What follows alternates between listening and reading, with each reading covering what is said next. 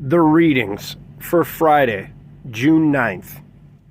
The epistle reading is from St. Paul's letter to the Romans, chapter 2, verses 14 through 28.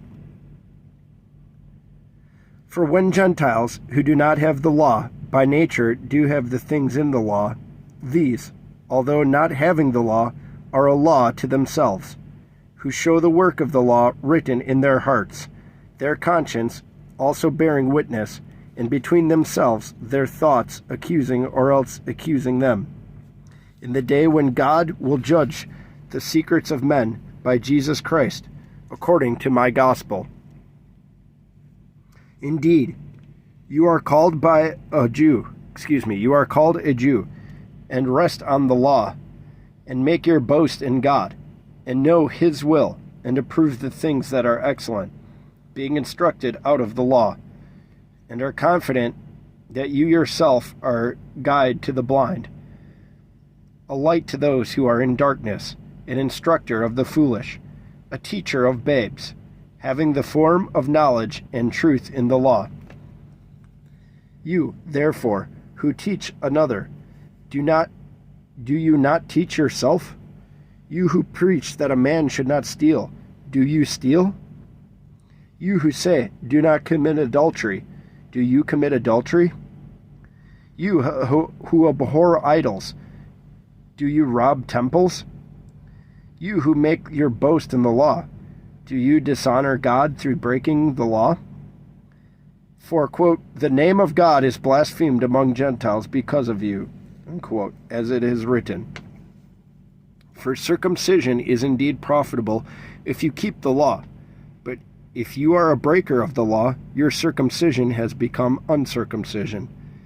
Therefore, if an uncircumcised man keeps the righteous requirements of the law, will not his uncircumcision be counted as circumcision?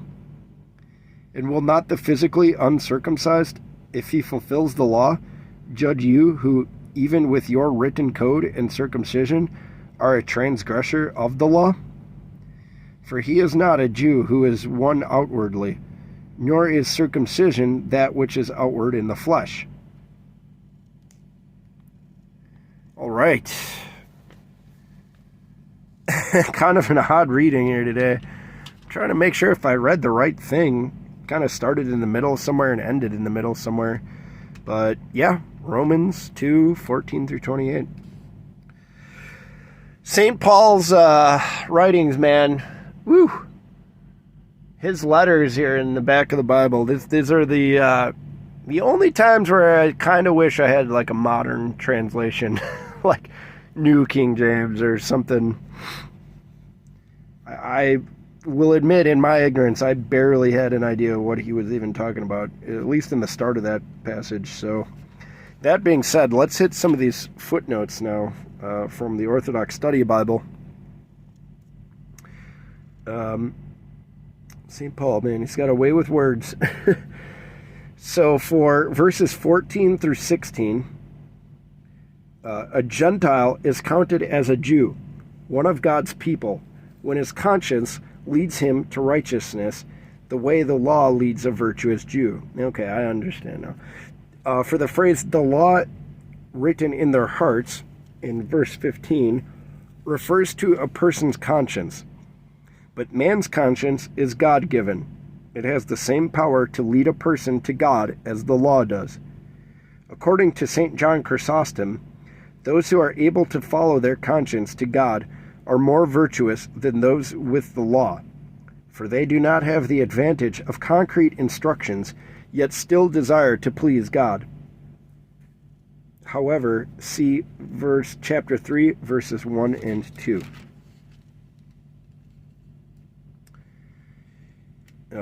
For verses 17 through 24, many Jews relied on knowing the law for their righteousness, when in fact they did not obey it. Knowing the law does not make one a guide to the blind, as noted in verse 19. It is keeping the spirit and heart of the law that makes one a guide to others. Also here, I almost forgot, we have a citation in verse 24, when he says, for the name of God is blasphemed among the Gentiles because of you, he is quoting Isaiah chapter 52, verse 5, and Ezekiel chapter 36, verse 22. And for verses 25 through 27, circumcision is an outward sign of the law, valuable only when accompanied by interior conversion and love for God. Those who are uncircumcised but virtuous will judge the circumcised. The Gospel reading is from the book of Matthew, chapter 5, verses 33 through 41. Again, you have heard that it was said to those of old, you shall not swear falsely, but shall perform your oaths to the Lord. But I say to you, do not swear at all, neither by heaven, for it is God's throne, nor by the earth, for it is his footstool, nor by Jerusalem, for it is the city of the great King. Nor shall you swear by your head, because you cannot make your hair white or black. But let your yes be yes, and your no be no, for whatever is more than these is from the evil one. You have heard that it is said, an eye for an eye, and a tooth for a tooth. But I tell you not to resist an evil person. But whoever slaps you on your right cheek, turn the other to him also. If anyone wants to sue you and take away your tunic, let him have your cloak also. And whoever compels you to go 1 mile, go with him too. All right. Some classic Jesus teachings here. Let's hit some footnotes now from the Orthodox Study Bible. So, for verses 34 through 37, trust cannot be secured by swearing an oath by things that are not in man's possession anyway, but only by simple integrity. True that. For verses 39 through 42, so just one more verse past what we read here today. In contrast to the Old Testament, specifically Exodus chapter 21, verse 24, Leviticus chapter 24, verse 20, and Deuteronomy chapter 19, verse 21, Jesus warns us not to resist violence with more violence.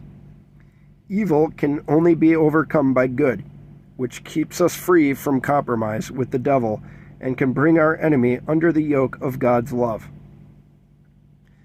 A saint of the desert once found his hut being looted of its paltry possessions, and he knelt in the corner praying for the bandits. When they left, the monk realized they had not taken his walking stick. This monk pursued them for many days until he was able to give them the stick as well. Seeing his humility, the bandits returned everything to him and were converted to Jesus Christ. Love that story. All right, everybody. That is a wrap on today. Hope you all have a blessed Friday. I'm not going to give you a long spiel here. But, yeah. Enjoy this fast-free weekend while we can before the Apostles' Fast. And if fasting is part of your practice, if not, then, that's cool too. We will all be judged accordingly when we count our tokens at the end. But, yeah. Have a good day. Come back tomorrow for Saturday's readings. And please keep me a sinner in your daily prayers. Thank you.